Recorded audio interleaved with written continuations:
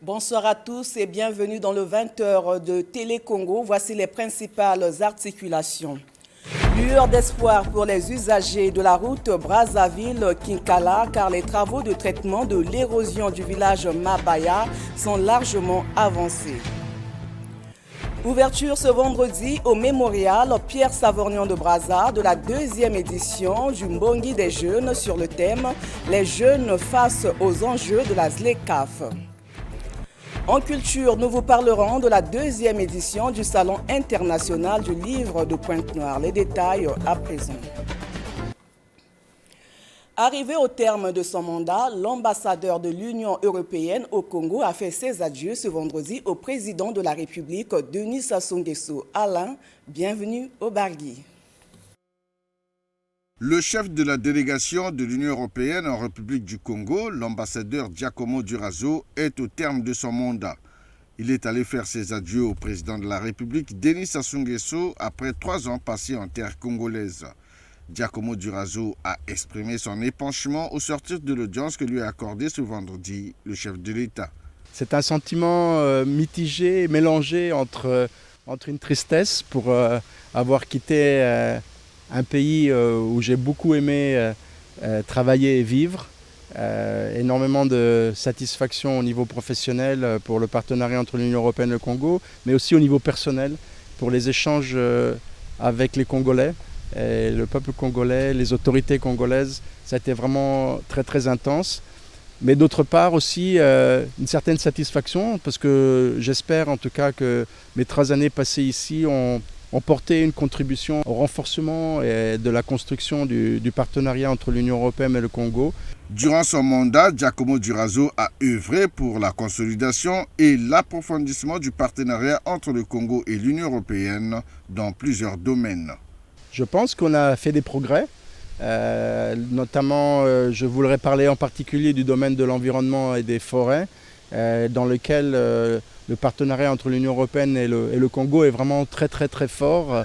Il se décline dans plusieurs activités, que ce soit dans la gestion durable des forêts, le développement des chaînes de valeur de l'utilisation du bois, mais aussi dans l'environnement et la conservation. Alors après, il y a d'autres sujets sur lesquels on travaille, notamment la diversification économique, les investissements, le port de Pointe-Noire.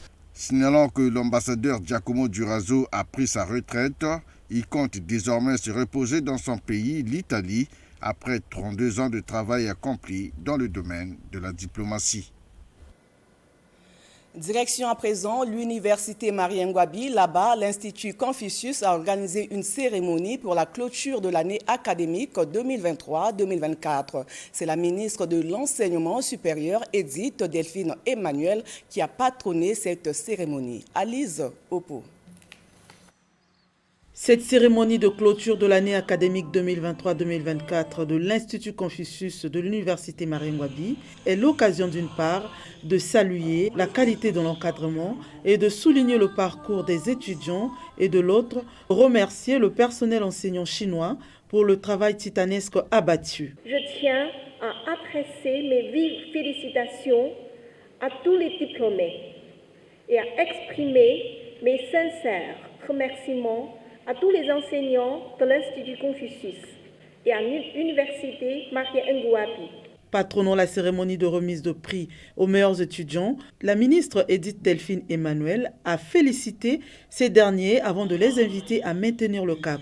À l'Institut Confucius, nous vivifions avec cette formation dans le domaine culturel l'excellence des rapports de coopération entre la République du Congo et la République populaire de Chine, unis par un partenariat stratégique global, scellé au plus haut niveau par leurs excellences, Monsieur le Président de la République, chef de l'État de la République du Congo, Monsieur Denis Sassou Nguesso, et Son Excellence, Monsieur le Président de la République populaire de Chine, M. Xi Jinping. Fruit de la coopération entre la Chine et le Congo, depuis son ouverture officielle en 2013, l'Institut Confucius de l'Université Marengwabi constitue un véritable point éducatif et culturel qui a permis aux jeunes Congolais de visiter la Chine ou d'aller y étudier. Suite à la levée de grève à l'université Marengwabi, l'ULECO et le MEC, deux mouvements qui plaident pour la cause des élèves et étudiants ont salué les efforts consentis par le gouvernement pour la reprise des cours dans cet établissement d'enseignement supérieur. Prince, honneur à Banjono.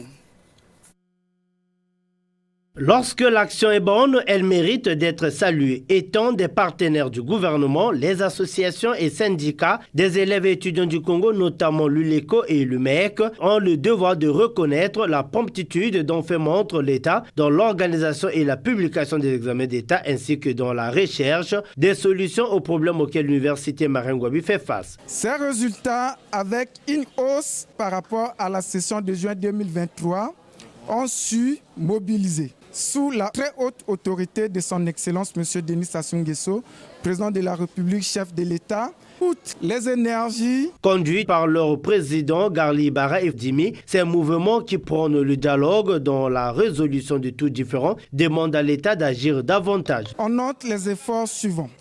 La construction et réhabilitation des établissements scolaires, le développement d'un dialogue permanent avec les partenaires sociaux. En outre, les associations et syndicats des élèves et étudiants du Congo se félicitent du travail abattu par les enseignants titulaires, volontaires et communautaires dans l'encadrement des apprenants. Cependant, ils condamnent et condamneront toujours les enseignants qui auraient brillé par la négligence, la calomnie, la paresse, antivaleurs qui compromettent la détermination de bien étudier chez certains apprenants. Ces deux mouvements ont également salué l'action de la commission antifraude qui contribue à rendre crédibles des diplômes congolais.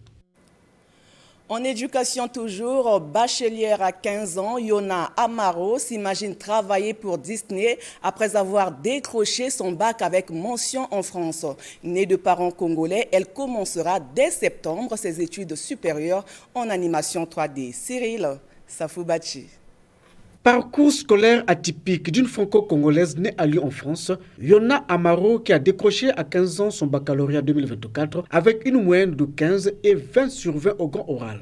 Yona est née des parents congolais Régis Amaro et Tatiana Amaro Nyamayua. Benjamin d'une fratrie de 5 enfants, le chiffre 3 a toujours porté bonheur à Yona. J'ai sauté premièrement la grande section, après le CM2 puis la 3e. J'ai appris à lire assez tôt, à 3 ans. Après pour le CM2 c'est parce que je m'ennuyais dans ma classe de CM1 et du coup je suis directement passée en 6e. Pendant le confinement je m'ennuyais également, du coup j'ai décidé de passer mon brevet en 4e et comme je l'ai eu, du coup je suis allée directement en seconde. Le bac elle a arraché avec la mention bien, la rigueur est la règle d'or. J'ai eu la mention bien, je fais du saxophone. Le conservatoire c'est un milieu très rigoureux parce qu'il y a beaucoup de cours dans la semaine, faut beaucoup travailler et puis il y a des examens etc. Donc ça m'a permis d'apprendre à accorder du temps à chaque chose et puis à avoir de la rigueur tout simplement. Je fais aussi de l'art, je parle anglais couramment puisque j'ai le Cambridge niveau C1. De l'autre côté au Congo, terre natale des parents de Yona, Joeldine Tembele, 17 ans, élève au lycée interdépartemental de Djambala avec 16,16 de moyenne et la deuxième meilleure élève au bac 2024. Deux univers différents, deux rêves d'ado à soutenir. Souvent que le gouvernement puisse prendre soin de nous, donc en nous offrant une bourse afin de continuer nos études à l'étranger. Mon but ce serait de devenir animatrice 3D pour des studios comme Pixar ou Disney. Et puis faire des films d'animation, ce serait mon rêve du coup. C'est l'école d'animation 3D ESMA en sigle à Confluence à Lyon 2 qui accueillera Yona l'année prochaine. Clôture hier jeudi de la session de formation des magistrats, juges et cadres du ministère de la Justice sur les techniques de gestion des projets internationaux organisés en synergie avec l'ambassade d'Italie au Congo. Cette formation vise à améliorer la qualité du système judiciaire congolais. Nelson Nzao. Déterminé à consolider la coopération judiciaire entre le Congo et l'Italie, le diplomate italien réaffirme la volonté de son pays à contribuer positivement à l'amélioration de la justice congolaise par le biais de cette formation sur les techniques de gestion des projets internationaux. Formation dédiée aux magistrats, juges et cadres du ministère de la Justice. Je suis confiant que ce cours a contribué à renforcer vos capacités sur des questions pratiques concernant procédures à suivre pour l'élaboration de bons projets et de leur suivi et en prospective donc à renforcer le système judiciaire congolaise par cette activité de formation aussi spécifique. Au nom du garde des Sceaux congolais, Clotaire Mathieu Aristide Okoko invite les participants à faire valoir ces nouvelles connaissances acquises. Je vais être le fidèle rapporteur auprès du garde des Sceaux pour lui témoigner votre volonté d'apprendre et toujours apprendre pour un meilleur fonctionnement de notre justice. Je crois que vous avez compris que le surcroît de connaissances que vous venez d'acquérir n'est pas superflu. Je souhaite qu'à travers vous et à vos côtés, d'autres compatriotes bénéficient aussi de ces acquis. La remise des certificats aux bénéficiaires a sonné le glas de cette formation. Le président du Conseil supérieur de la liberté de communication, Philippe Mvou, a patronné la cérémonie de restitution des conclusions de la campagne dénommée « Être un citoyen en ligne ». Prince, honneur à Banjounou. Lancé le 15 mai dernier et coordonné par le haut conseiller Joachim Banza, la campagne populaire dénommée « Être citoyen en ligne », une initiative du Conseil supérieur de la liberté de communication qui prend fin ce jour, répond à l'appel pressant du chef de l'État, entre autres, de canaliser la pratique des réseaux sociaux en République du Congo. Une enquête menée à travers l'ensemble des chefs-lieux des 12 départements du Congo par le haut conseiller. Question non seulement de recueillir les doléances des citoyens à travers les réseaux sociaux, mais aussi de leur faire prendre conscience afin de bien s'approprier les réseaux et les médias sociaux. Pour le président du Conseil supérieur de la liberté de communication, le rapport est mitigé car les résultats de cette première enquête, voulus par tous, seront satisfaisants si et seulement si les citoyens se comportent de manière responsable en utilisant les réseaux sociaux. Cet écho a été entendu au Conseil et notre agir s'est traduit par cette initiative. Le but était de faire prendre conscience à tous les Congolais. L'appel à la citoyenneté, c'est ce qui nous a marqué et nous avons pensé que nous ne pouvons pas frapper autrement que d'appeler les gens à la citoyenneté. Une initiative saluée et encouragée par les partenaires. Le phénomène réseaux sociaux est devenu un mastodonte dont il faut trouver des solutions. Et nous-mêmes, nous sommes combattants de ce côté. On est au four et au moulin et c'est pour cela qu'en tant qu'homme politique, en tant que communicateur, on ne peut qu'encourager le Conseil supérieur de la liberté de communication. Il faut que chacun mette la main à la pâte de sorte que demain, avec une législation forte, que nous réussissions à donner la bonne information. Être citoyen, c'est aussi connaître les valeurs et symboles de la République, a renchéri le président du Conseil supérieur de la liberté de communication afin de barrer la voie aux anti-valeurs. Dans sa vocation de promouvoir les initiatives de la jeunesse congolaise, le mémorial Pierre Savorgnan de Brazza abrite 2 jours durant le Mbongi des jeunes. Les enjeux de la zone de libre-échange continentale africaine sont au menu de ce conclave. Gazdan Kokolo.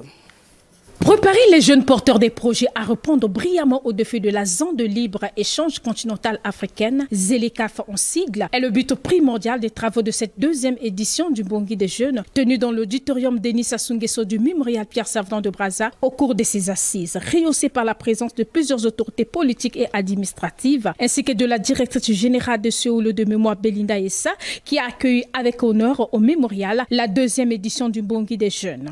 Chers amis, durant cette édition du Mbongi des jeunes, nous allons vibrer, je dis bien, nous allons vibrer au rythme du travail intense qui nous permettra de prendre la mesure d'un sujet aussi crucial. Vous connaîtrez également par l'intensité des débats qu'il s'agit de perspectives et de prospectives pour le développement de l'Afrique.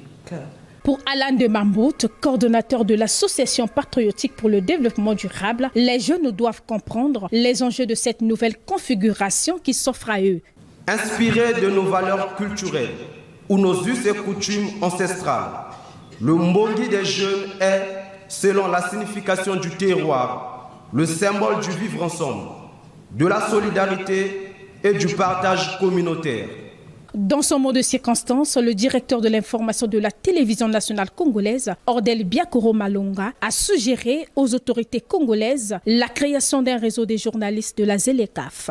Mais je voudrais aussi faire un plaidoyer du haut de cette tribune que nous ayons un réseau national des journalistes spécialisés dans le traitement des questions liées à la ZLECAf.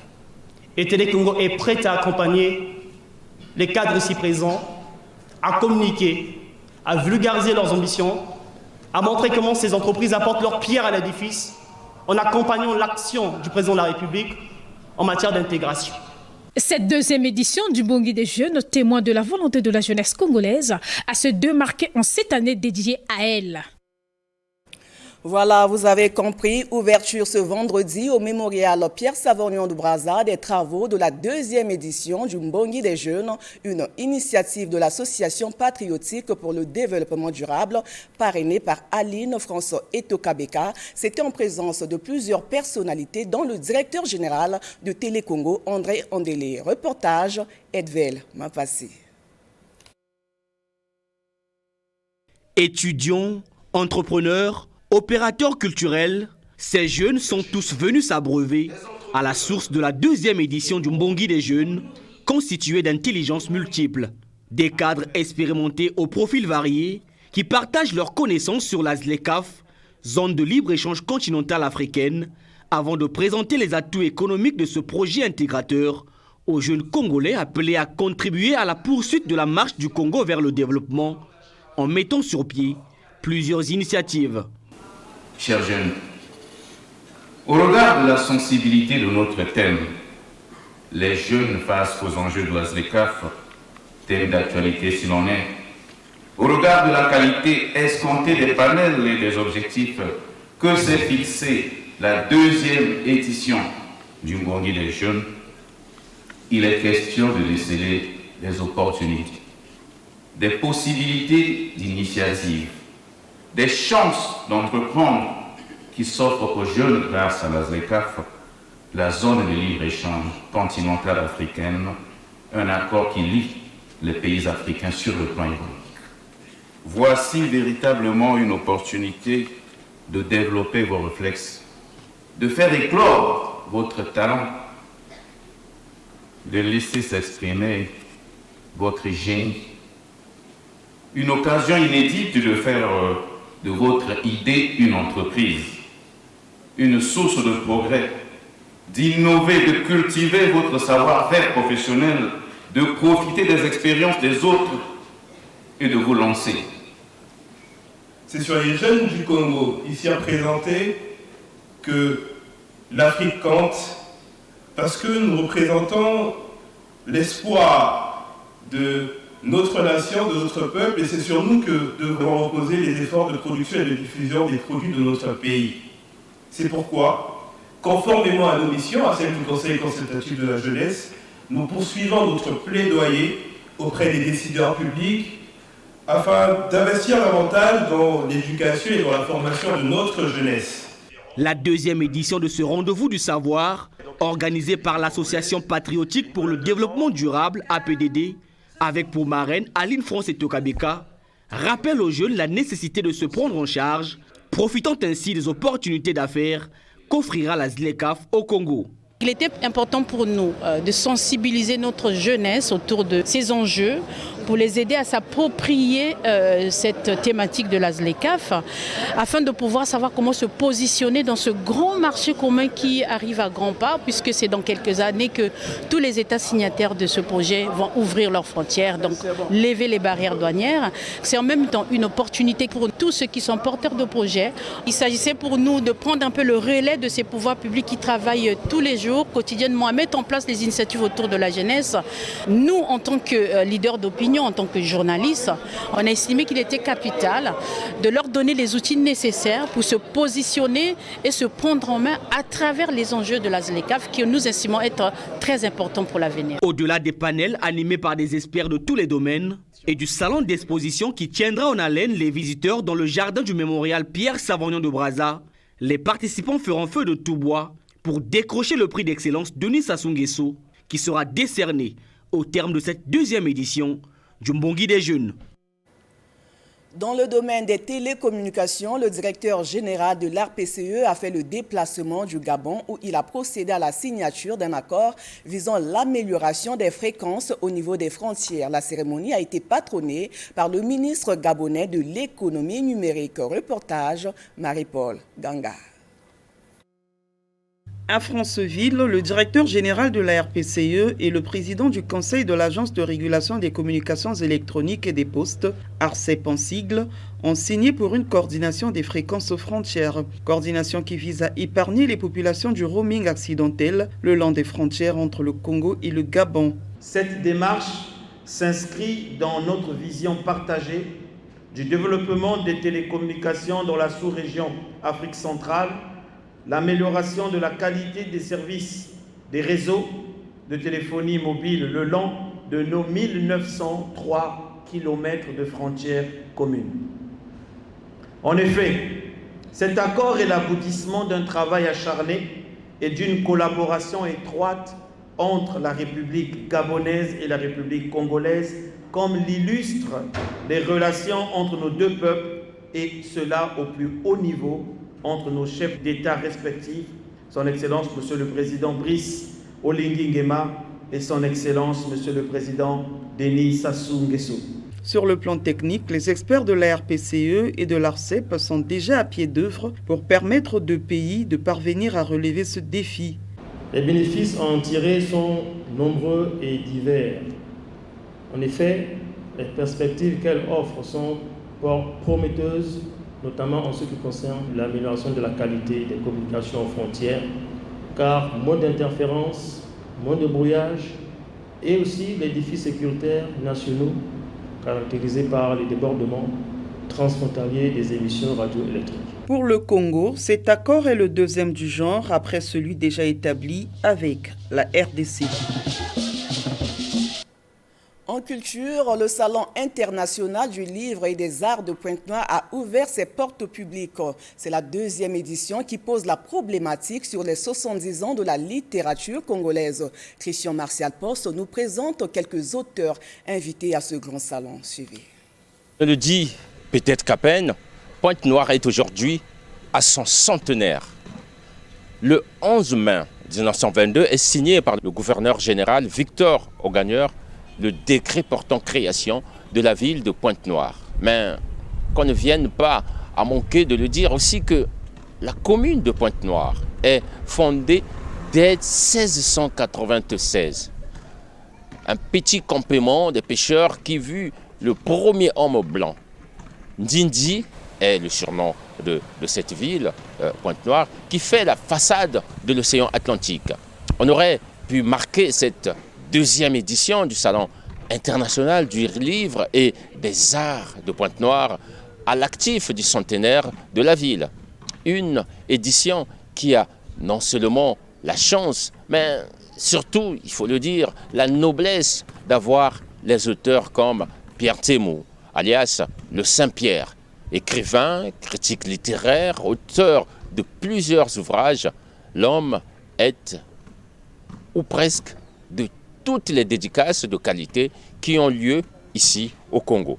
Il y a Henri Njombo, romancier, dramaturge. Il est jusqu'aujourd'hui le président de l'UNEAC, auteur de La Traversée, Sur la Braise et bien d'autres ouvrages encore.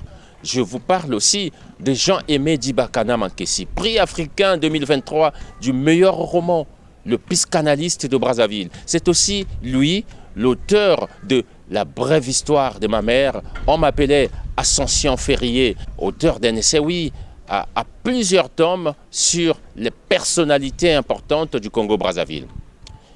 Ferriol Ngasakis, diplomate de formation, grand passionné de tous les arts poète, essayiste, connu de tous comme manager. C'est lui qu'on appelait autrefois le Don King de la chanson congolaise. Il est aussi auteur de plusieurs ouvrages. Enfin, je vous parle naturellement de Roussin Francis Luemba, critique littéraire, auteur de plusieurs essais faisant partie de ceux qui tiennent à l'éveil l'activité littéraire et peut-être même l'activité culturelle sur la place de Brazzaville. Il y a également bien d'autres auteurs que je n'ai pas peut-être eu le temps de présenter ici, mais lui, le président du comité d'organisation, Lewa Le Mandé, président du comité d'organisation, bien sûr, saura vous les présenter. Le directeur général du Fonds de solidarité africain a échangé hier jeudi avec le président de la Chambre de commerce de Brazzaville. Les deux personnalités ont parlé des offres de ce fonds au profit des entreprises congolaises. Lionel Richipemba. Ce tête-à-tête a permis à Abdourahmane Diallo, directeur général du Fonds de solidarité africain FSA, de présenter au président de la Chambre de commerce de Brazzaville son institution financière qui permet aux 23 États africains membres de bénéficier des différents produits destinés aux entreprises, ce à travers des conventions signées avec les banques locales. De son côté, Paul Obombi a salué cette initiative qui fera en sorte que les fonds mis à la disposition des banques partenaires au FSA puissent accompagner davantage les entreprises congolaises qui peinent à démarrer ou à se maintenir sur le marché faute de soutien. Appelé à étendre cette institution dans tous les pays africains, le directeur général du Fonds de solidarité africain a sollicité l'implication du président de la Chambre de commerce de Brazzaville pour le démarrage dans un avenir proche des activités opérationnelles de la FSA en République démocratique du Congo. Une sollicitation qui a reçu l'approbation de Paul Obombi. Fondé en mars 1975 par les chefs d'État des pays membres et devenu opérationnel en septembre 1979, le Fonds de solidarité africain basé à Niamey au Niger a pour objet de contribuer au développement économique et social de ses États membres régionaux.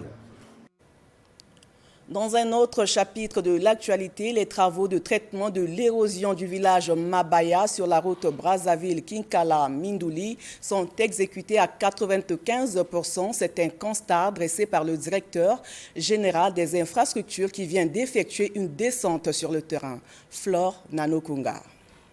Du village Mabaya au PK10 de la route Brazzaville-Kinkala-Mindouli, menaçant jadis dangereusement de couper cette route nationale en deux, est d'ores et déjà stabilisée. Réalisé par l'entreprise Lavarel Environnement sous le suivi du bureau de contrôle du bâtiment et des travaux publics, ces travaux s'exécutent normalement. On a prévu faire les gros œuvres au mois de juin, juillet, août. Et là, nous sommes au mois de juillet. Vous voyez bien le niveau d'avancement, nous sommes pratiquement à près de 95%. Ce qui reste là, c'est des simples aménagements. Mais sinon, tout le principe qui a été défini dans le plan, c'est ce que vous voyez là. Le directeur général des infrastructures s'en réjouit. Ces travaux sont venus comme pour protéger la route. Vous avez vu les images. Avant, la route était vraiment menacée. Alors, c'est une route de grande importance. Voilà pourquoi nous avons fait ces travaux-là en toute urgence. Dans un premier temps, l'entreprise s'est concentrée avec ce que vous venez de voir là. En plus, elle continuera avec le traitement des berges. De l'autre côté, vous avez vu qu'il y a le plantier de bambou. Et après, elle restera là jusqu'en octobre pour surveiller le comportement de l'ouvrage exécuté. Pour la sécurisation de l'ouvrage et de ses environs, un bassin de dispersion des eaux pluviales a été érigé. Une mission d'évaluation de la réponse humanitaire au profit des populations victimes des inondations vient d'effectuer une descente sur l'axe Pointe-Noire, Niari et Kwilu. Morel Lissosi. Suite aux inondations qu'a connues la quasi-totalité des départements du Congo l'année dernière, à Pointe-Noire, dans le Niari et le Kwilu, plusieurs structures administratives ont été touchées. Des milliers de personnes se sont retrouvées sans abri. À l'instar de Paul Banza, habitant du bloc 4 du quartier 601 de Ngoyo, dans le 6e arrondissement de Pointe-Noire. Séparé de sa famille à cause de cette situation, il reconnaît néanmoins les profits tirés de l'assistance humanitaire apportée par le gouvernement. J'étais inondé et j'ai perdu ma case, même les actes d'essence des enfants. Moi, je suis resté là, mes enfants sont ailleurs avec mes parents. Nous sommes dans une vasière.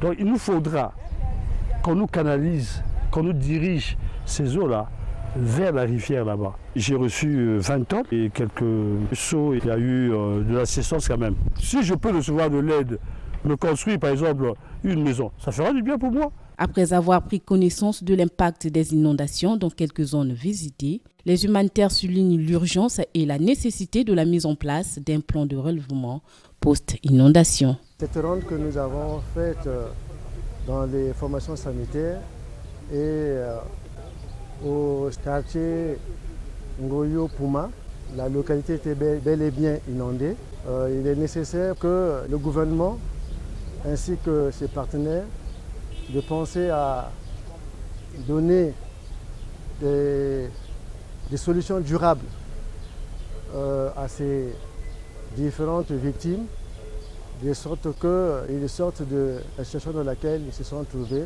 Cette mission d'évaluation finale est une étape cruciale dans la collecte des données afin de renforcer la résilience des communautés aux aléas climatiques et atténuer les risques de catastrophes naturelles à l'avenir. Justement, l'évaluation de l'impact de cette action humanitaire sur la vie des personnes affectées par les inondations se déroule également dans le département de la Likwala où les missionnaires ont fait la ronde des villages du district de Betou. Prince Héritier Banabélé. Les inondations, catastrophes naturelles devenues annuelles dans tous les départements du Congo ou presque. Dans la Likwala, département le plus persécuté par ce phénomène, les localités du district de Betou, à environ 1025 km de Brazzaville par voie fluviale, ne supportent plus le cycle construction-destruction-reconstruction que leur impose la violence des eaux de l'Ubangi. Lorsque le ministre des Affaires sociales était venu, elle nous avait assisté avec quelque chose, mais ce n'était pas suffisant. Nous avons besoin d'abord des tôles, on a aussi besoin de ciment, munis de pointes aussi. Construire en planche, c'est encore mieux. Mais avoir les planches, c'est tout un problème. Si l'État nous aidait, c'est une bonne affaire. Nous allons chanter, danser, être contents. Une évidence indéniable face à laquelle le gouvernement et ses partenaires des Nations Unies prennent la résolution d'évaluer les besoins en matière de relèvement et de reconstruction pour une bonne mobilisation des ressources locales, nationales et internationales. Le plan de relèvement qui sera produit à partir des données issues de cette enquête portera sur le renforcement des moyens de subsistance des populations, la reconstruction des abris et infrastructures sociales de base, de manière à les rendre plus sûrs et mieux protégés contre les chocs futurs. Leur priorité, c'est d'abord l'abri. Il faudrait qu'on trouve un modèle pour pouvoir leur construire des maisons type des inondations.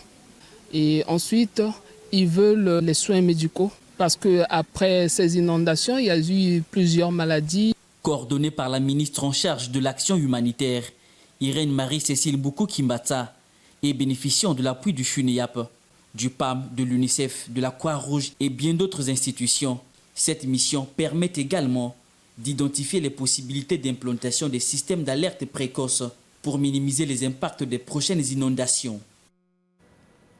Rendons-nous à présent dans la ville de Ouesso pour parler de la première session inaugurale du comité de gestion du parc national de Toko-Pikunda. Ces travaux sont placés sous l'autorité du directeur général de l'économie forestière. Alida, bienvenue au Maïkodi. La session inaugurale du comité de gestion du parc national de Toko-Pikunda aura à son ordre du jour 8 affaires, entre autres la présentation du bilan des activités du dit parc pour la période allant de juillet 2018 à juin 2024 et la présentation du plan de travail annuel budgétisé 2024. Dans son mot de bienvenue, Patrick Goak-Mézès, secrétaire du bureau exécutif du conseil municipal de Ouesso, a salué l'engagement et l'enthousiasme collectif dans la préservation de la biodiversité qui s'arrime bien avec la volonté du président de la République. Votre engagement ici témoigne de votre enthousiasme collectif à protéger la biodiversité immense et riche présente dans nos forêts qui s'arrime bien avec la vision de son Excellence M. Denis Sassou Nguesso président de la République, chef de l'État et de son gouvernement a démontré leur ferme détermination en faveur de la conservation de la biodiversité au Congo à travers plusieurs partenariats signés avec les organisations internationales de conservation de la biodiversité pour le bien-être de nos populations. Cette session du comité de gestion a des objectifs généraux et spécifiques, comme le précise le directeur général de l'économie forestière. Le Congo, notre pays, a défini une politique hardie de gestion durable des ressources forestières et fauniques, et la faune sauvage fait partie des ressources naturelles particulières capables d'être gérées et mises en valeur en rapport avec la politique de diversification des ressources économiques du pays. Avec une superficie de 4272 km², le parc national Tokupi-Kunda, créé en mars 2013, regorge une faune et une flore impressionnantes composées entre autres de gorilles, de chimpanzés, des hippopotames et bien d'autres espèces. L'Observatoire africain des ressources humaines a organisé ce vendredi à Brazzaville une table ronde en vue du recrutement des cadres supérieurs étrangers dans l'espace OADA. Derek Makiebou. Le recrutement des directeurs généraux et directeurs généraux adjoints étrangers dans l'espace OADA, voilà la thématique abordée par les experts de l'Organisation panafricaine d'intégration juridique et les responsables des ressources humaines au cours de ces échanges. Un moment riche de partage d'expériences qui réaffirme la volonté de l'OARECH, Observatoire africain des ressources humaines, de doter les responsables des ressources humaines des outils essentiels pour mener à bien leur mission en vue de relever les défis de l'heure. Ceci dans l'objectif de permettre aux entreprises et recruteurs de mieux gérer les complexités du droit du travail, de la fiscalité et des formalités administratives pour optimiser la gestion des ressources humaines internationales. Nous pouvons retenir ici qu'il y a plusieurs options qui s'offrent à des recruteurs s'ils souhaitent recourir des DG et DGA étrangers. Ils peuvent soit faire de ces dirigeants uniquement des mandataires sociaux. En ce moment, nous n'avons pas besoin d'un contrat de travail, nous avons juste besoin d'un registre de commerce avec le nom du DG ou du DGA qui fait preuve du fait que ce dirigeant est un commerçant. L'auditoire sur la question et les ambiguïtés sont levées, même si par ailleurs il y a des recommandations qui sont faites d'une certaine manière à faire évoluer certains textes au niveau national pour ne pas être en ambiguïté avec des projections qui se font par exemple au niveau communautaire où on va vers la levée des interdictions ou la libre circulation de travailleurs. Que le droit communautaire, on va dire, bon, un travailleur tchadien qui va venir demain, il ne faudra pas qu'on le juge d'étranger. Mais ça, il faut faire évoluer les textes nationaux avec les projections communautaires qui vont se faire jour. Observatoire africain des ressources humaines a pour entre autres mission de promouvoir la fonction des ressources humaines au sein de la région africaine et de constituer une plateforme d'échange et de partage d'expériences. En religion, dans le cadre de la clôture des festivités marquant le 80e anniversaire de la basilique Sainte-Anne du Congo, une conférence débat sur le thème « Comment sauver Sainte-Anne du Congo » a été animée par le professeur André Passion Bokiba. Les détails avec Yvan Rokolumba. Lors de cette conférence débat, l'orateur a retracé le parcours historique de la basilique Sainte-Anne du Congo en faisant mention des personnalités et acteurs qui ont contribué à son édification tels que le gouverneur Félix Eboué, le général Charles de Gaulle qui a financé la poursuite des travaux supervisés par les pères Charles Lecomte et Nicolas Moisson. Une œuvre construite par l'architecte français Roger Hérel de 1943 à 1949. André Passion Bokiba a aussi rendu hommage à Georges Mabona qui a écrit un livre intitulé « Ma passion pour Sainte-Anne, sanctuaire de souvenirs » et son préfacier Jérôme Hollandais. Le président du comité d'organisation de ces festivités, Rémi Ayosi Kunga et l'archevêque de Brazzaville, bienvenue Manamika Bafouakwaou, ont donné leur point de vue sur la question de savoir comment sauver Sainte-Anne. Pour sauver Sainte-Anne, là je réponds, par les contributions de tous. Il faut pas seulement entretenir, mais aussi développer. Parce que nous ne pouvons que vivre sur de l'existant. nous pouvons aller plus loin que les pères missionnaires. Ce devoir de mémoire qui doit être poursuivi non seulement à travers les conférences, mais aussi à travers des activités culturelles et autres, permettent, n'est-ce pas, de garder vives les consciences pour pouvoir poursuivre cette œuvre. Après la présentation du site web de cette basilique, il y a eu la visite guidée de l'exposition photo retraçant les différentes étapes de la construction et la rénovation de cet édifice avec l'appui du président Denis Sassou Nguesso. La question fondamentale demeure de quelle manière nous, aujourd'hui, filles et fils de Sainte-Anne, pouvons-nous agir pour que l'expérience sociale puisse impacter la vie des hommes et des femmes de notre temps. Ce qui m'a extrêmement ému est de feuilleter ce registre où étaient collectées toutes les signatures de tous les petits Français qui ont contribué à l'édification de ce bâtiment. Et il faut rappeler, comme cela a été fait, que la première des contributions, ça a été aussi les Congolais de Poto Poto. Cette conférence débat a été agrémentée par la chorale Les Piroguiers. Voilà qui met un terme à cette édition de 20h sur Télé Congo. Merci encore de votre fidélité et à demain, 20h.